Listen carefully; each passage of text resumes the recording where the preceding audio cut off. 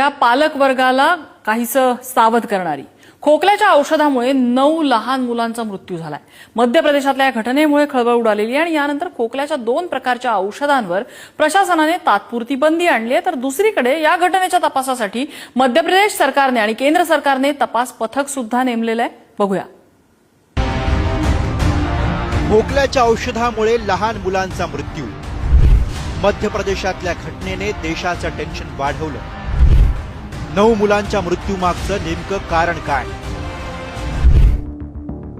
खोकल्यावर cough syrup प्यायल्यानं गेल्या एका महिन्यात मध्य प्रदेशातल्या छिंदवाडा जिल्ह्यातल्या 9 मुलांनी जीव गमावलाय।